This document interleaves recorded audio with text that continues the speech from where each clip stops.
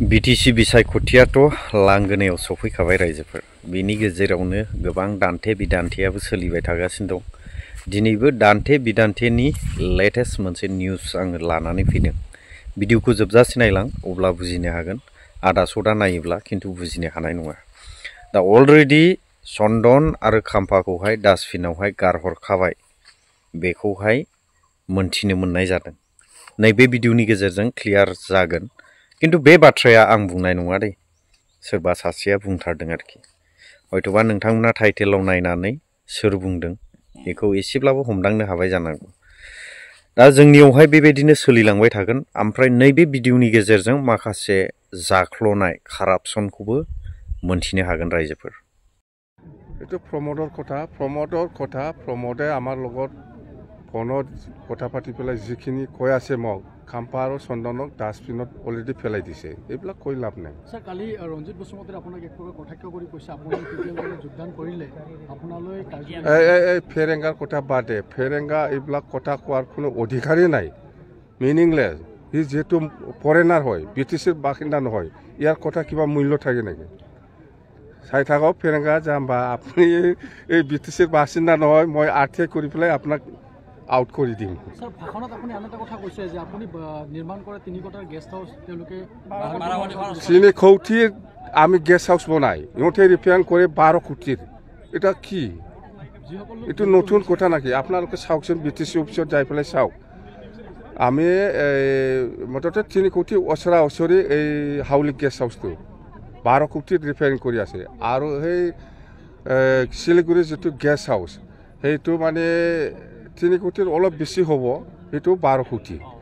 আৰু আপোনাৰ এই মুঠতে চব এনেকুৱা এই কিবাটো 5 কোটিৰ কিমান বা আছে। আমাৰ কৈলাশ কলনী গেষ্ট হাউচটো দিল্লীৰ, সেইটো 22 কোটি ৰিপেয়াৰ। কোনটো আমাৰ চৰকাৰ আহিলে এনেকুৱা কেলেংকাৰী নাথাকিব। বিৰাট ভালকৈ আমি চৰকাৰ চলাম, আগৰ নিচিনা বাছ। এতিয়াতো দুৰ্নীতি কৰাৰ কোনো কিবাই নাই, মানে হিচাপে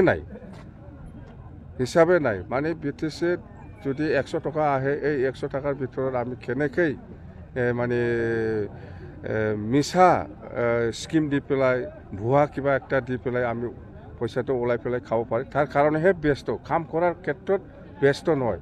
আপোনালোকে চাওক, আমাৰ বিপিএফ দলে সেইদিনা ট্ৰাইনিয়েল কনফাৰেন্সত আমি ডিচিশ্যন লৈছিল যে কোকৰাঝাৰ খাৰিগাঁও ৰাস্তাটো 4 লেন আমি বনাম। চৰকাৰ আহিলে আমি 4 লেন বনাম বুলি কৈছে। এই যে চৰকাৰ আহি আছে, সেইদিনা চিএম ছাৰ এনাউন্স কৰি গ'ল, দেখা নাই? 4 লেন হ'ব। মই ভাষণত যিটো কৈছে সঁচা কথাই কৈছোঁ। মই কমেও 25টা আমি চিট পাম, কমেও 25টা। আমাৰ নেক্সটত বিজেপি আহিব, 3 নম্বৰত মানে UPPL থাকিব, 2টা-3টা পাব পাৰে।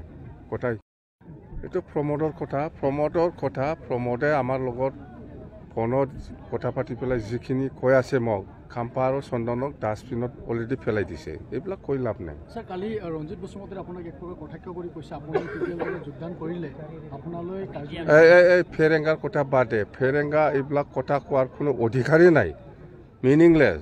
সি যিহেতু ফৰেনাৰ হয়, বিটিচিৰ বাসিন্দা নহয়, ইয়াৰ কথা কিবা মূল্য থাকে নেকি? চাই থাকক ফেৰেংগা যাম্বা, আপুনি এই বিটিচিৰ বাসিন্দা নহয়, মই আৰ্থিক কৰি পেলাই আপোনাক আউট কৰি দিম। স্যাৰ, ভাষণত আপুনি আন এটা কথা কৈছে যে আপুনি নিৰ্মাণ কৰে 3 কোঠাৰ গেষ্ট হাউচ তেওঁলোকে 3 কোটিৰ আমি গেষ্ট হাউচ বনাই, ইহঁতে ৰিপেয়াৰ কৰে 12 কোটিৰ। এটা কি? এইটো নতুন কথা নাকি? আপোনালোকে চাওকচোন, বিটিচি অফিচত যাই পেলাই চাওক। আমি মুঠতে 3 কোটি ওচৰা ওচৰি এই হাউলি গেষ্ট হাউচটো 12 কোটিত ৰিপেয়াৰিং কৰি আছে। আৰু সেই শিলিগুৰিৰ যিটো গেষ্ট হাউচ, সেইটো মানে 3 কোটিৰ অলপ বেছি হ'ব, সেইটো 12 কোটি।